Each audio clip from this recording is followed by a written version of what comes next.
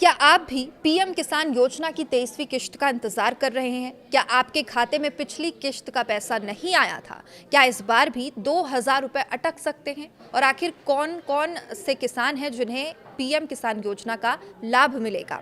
अगर आप भी इन सवालों के जवाब जानना चाहते हैं तो इस वीडियो को आखिरी तक जरूर देखें, क्योंकि आज हम आपको बताएंगे पीएम किसान योजना की 23वीं किश्त से जुड़ी बड़ी अपडेट।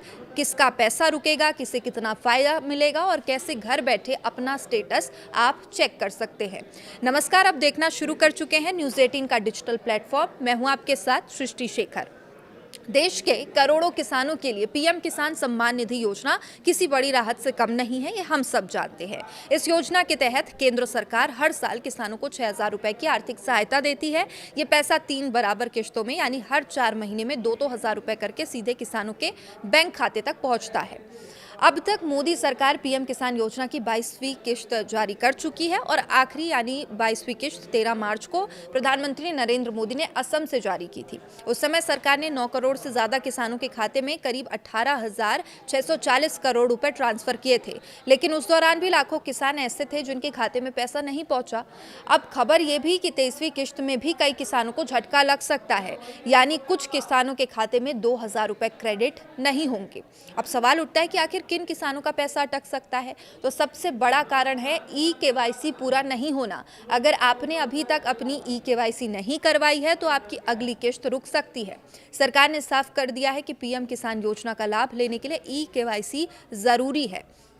इसके अलावा जिन किसानों का आधार कार्ड उनके बैंक खाते से लिंक नहीं है, उन्हें भी परेशानी का सामना करना पड़ सकता है, क्योंकि सरकार डीबीटी यानी डायरेक्ट बेनिफिट ट्रांसफर के जरिए पैसा सीधे आपके बैंक अकाउंट पर भेजती है। अगर बैंक अकाउंट और आधार लिंक नहीं होता तो पैसा ट्रांसफर फेल हो जाता है।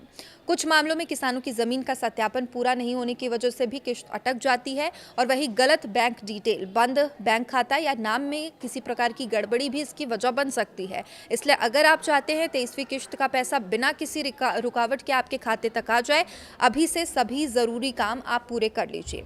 अब बात करते हैं ई केवाईसी आखिर करना कैसे है। सबसे पहले आपको पीएम किसान योजना की आधिकारिक वेबसाइट पर जाना है।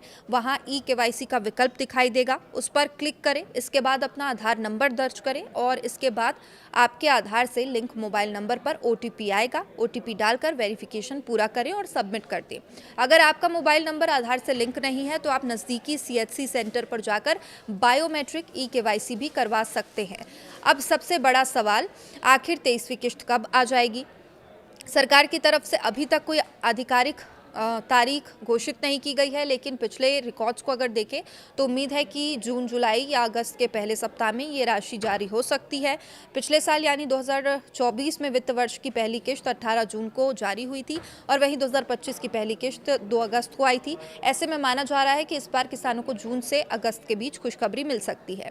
अब जानते हैं कि पीएम किसान योजना का स्टेटस कैसे चेक करें। सबसे पहले पीएम किसान की ऑफिशियल वेबसाइट पर जाएं। इसके बाद बेनिफिशियरी स्टेटस वाले विकल्प पर क्लिक करें, अपना आधार नंबर या बैंक अकाउंट नंबर दर्ज करें और फिर गेट डेटा पर क्लिक करें। इसके बाद आपकी स्क्रीन पर पूरी स्टेटस दिखाई देगी।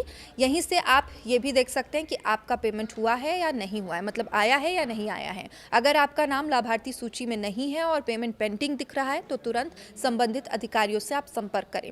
सरकार लगातार फर्जी लाभार्थियों को हटाने का भी काम कर रही है और यही वजह है कि दस्तावेजों की जांच और सत्यापन प्रक्रिया पहले से ज़्यादा सख्त है। इसलिए किसानों को यह भी सलाह दी जाती है वे अपने सही जानकारी समय रहते अपडेट रखें। अगर आपने अभी तक ई-केवाईसी नहीं किया है, बैंक खाते को आधार से लिंक नहीं कराया है और दस्तावेज अपडेट नहीं किया है तो देर मत कीजिए, क्योंकि छोटी सी गलती की वजह से आपके 2,000 रुपए अटक सकते हैं। तो पीएम किसान योजना की 23वीं किश्त से जुड़ी बड़ी अपडेट लगातार हम आप तक पहुंचा रहे हैं और उम्मीद है कि 23वीं किश्त भी जल्द आ जाएगी। देखते रहिए न्यूज़ 18। नमस्कार।